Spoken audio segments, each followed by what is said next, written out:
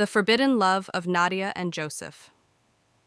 In the heart of a dense emerald forest, there lay a secluded African village called Kandoro, untouched by the march of time.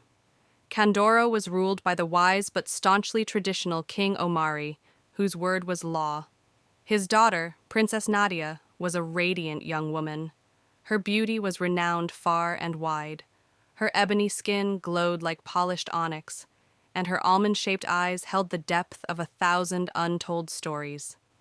She was often seen wearing her flowing orange, black, and white dress, adorned with intricate beadwork, symbolizing the unity of her people and her royal heritage. Nadia was a free spirit, drawn more to the whisper of the wind and the rustle of the leaves than the gilded halls of her father's palace. She spent her days wandering the edges of the village, lost in daydreams of a world beyond the confines of tradition. Little did she know that her longing for something different would set the stage for a tale that would shake the foundations of Kandoro. One fateful morning, as the village bustled with preparation for the festival of the harvest, a stranger arrived, a white man named Joseph. He was tall and lean, his skin pale as the moon, with kind blue eyes and a simple demeanor that set him apart from the grandeur of Kandoro's people. Joseph was a missionary, come to spread the message of Christianity to this untouched corner of the world. He bore with him a Bible and stories of a God unfamiliar to the people of Kandoro. At first, Joseph was met with suspicion. The villagers muttered among themselves, their curiosity mingled with distrust. King Omari declared that Joseph could stay only if he promised to abide by their laws and customs. Joseph agreed, for he was a man of peace, and his gentle nature soon began to win over some of the villagers. It was during one of his sermons, held under the shade of a great baobab tree, that Nadia first saw him. She was drawn to his voice, soft yet commanding, and the way he spoke of love and forgiveness. As their eyes met, a spark ignited, a spark that would soon blaze into a forbidden fire. Nadia began to seek Joseph out, under the guise of curiosity about his teachings. Their conversation started with the Bible, but soon turned to dreams, fears, and the stark differences in their worlds. Joseph found himself captivated by Nadia's intelligence and strength, while Nadia was drawn to Joseph's humility and kindness. Their meetings became more frequent, hidden beneath the canopy of the forest. Nadia would wear her vibrant orange, black, and white dress, the colors blending with the dappled sunlight, as they shared stolen moments of laughter and longing. But the weight of tradition hung heavy over them, for it was strictly forbidden for a girl of Kandoro, especially the king's daughter, to marry an outsider. Rumors began to swirl like dust in the wind. The villagers noticed Nadia's absences and the way her eyes sparkled when Joseph's name was mentioned. Word reached King Omari, who summoned his daughter to the palace.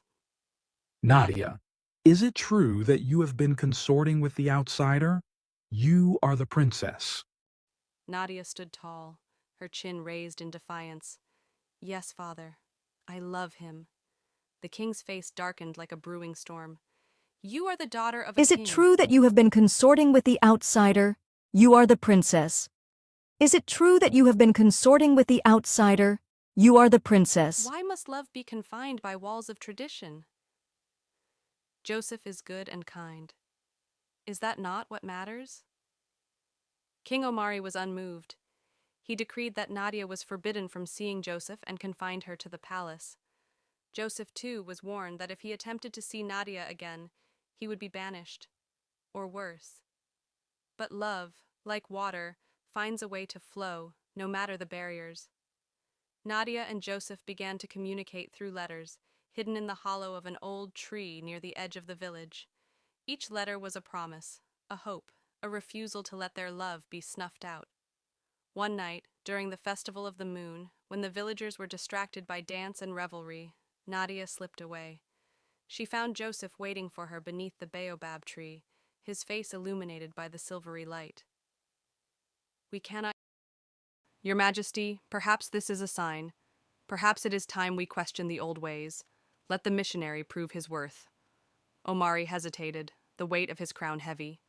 Finally, he spoke. Very well. Joseph, if you can live among us, learn our ways, and earn our trust, I will reconsider.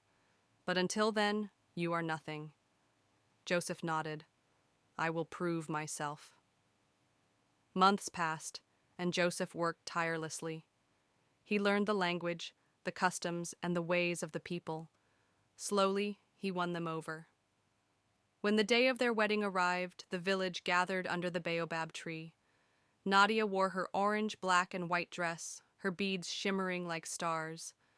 Joseph stood beside her, his love for her shining brighter than the sun. As they exchanged vows, King Omari watched with a mixture of pride and sorrow. He had lost a part of his world, but he had gained something greater, a new understanding of love's power to break barriers and build bridges. And so, the high